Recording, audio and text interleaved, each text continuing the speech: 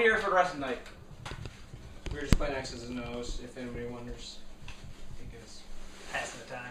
ranting. I'm sure that's Josh going to was on a offend someone. hardcore rant. That's the whole point of the show. People, if you're wondering, the whole reason of offense was created was to offend people. We like to. Not overly offend. I think this is probably the prize winner right here. Zombie apocalypse. Ooh, yeah. Well, we've mentioned this topic before. Never fully got involved in it. Especially at Christmas time, I figured it's pretty The Christmas suitable. zombie apocalypse, right? You already got carolers coming to your door. You wouldn't really expect it.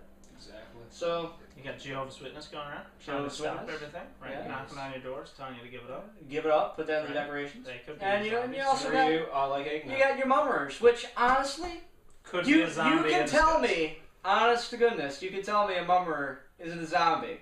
I wouldn't be able to tell you because their face is covered, they're wearing a brassiere from their grandma. Come on now. I'm just gonna go out there and explain briefly what a mummer is because it's only celebrated here in Newfoundland. But you just dress up. Nobody can see your face or anything. You just knock on people's doors, go and eat their food, dance around and leave. Yeah, and you drink some alcohol, and you have a little bit of a party. Or you don't need to drink alcohol. Most times you just eat chocolate. And then you go to the next house. And there's a full song detailing it, Wikipedia. Come on. And, yeah, so zombie apocalypse during this time of year would be amazing. Because you've got, all these people got decorations out, right? You got plywood decorations of, like, reindeer and shit out in your garden. So, like, zombie comes up in your garden. Oh, you're beating you dead with a reindeer. Oh, man, the zombie's coming over here. I got a giant candy cane in my garden. I'm going to loop him around the neck, haul it down to the ground, and start smashing him with it because it got glass in it. It's got to do something, right? It's gonna be so fun. And you're like, you're like someone on the rooftop. Click, click, click. You're like, oh, that's Santa Claus. Get out on the outside. Oh, zombies on your roof. Whack it. And then you get out and you shoot them with whatever you got, mostly airsoft. So we'll, We can paint machetes like candy canes. We can paint machetes like candy canes. All we gotta do is put white, and we can put the red from the zombies anyway, right? Ah. Fact. Fact! And you know what? We got so many things right now for zombies in this festive time. In this Christmas time that we could do basically anything, right? You got trees, you got like the sled, so you can go around like bashing people with sleds. You know? Guys, I'm gonna join you on the topic. Oh no, he just takes over. I'm happy. so Little Hitler. I'd like to get involved in the fact that we'll touch more onto the actual subject of Zombies. yeah. The thing is, The massage you've got to have a good plan in place. You can't just.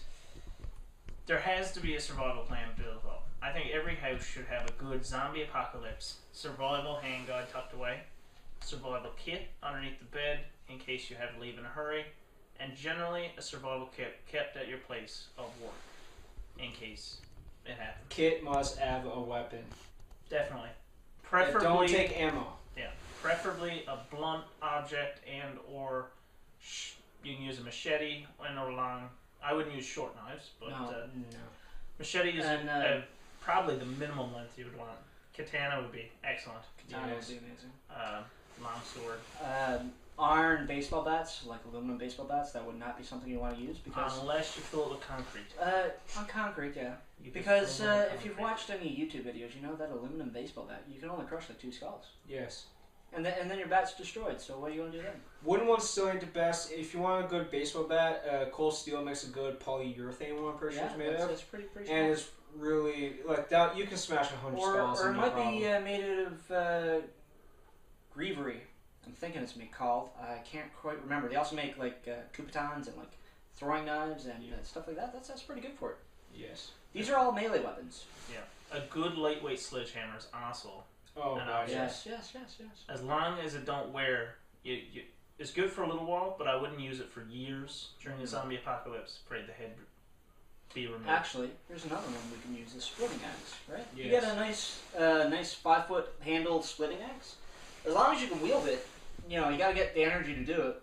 You can hold up. So you can hold up your ground. My main concern with the splitting axe is that it gets lodged in the zombie when you're overwhelmed. Get true. it You lodged can't in take a, it out. in a thick bone, in the skull.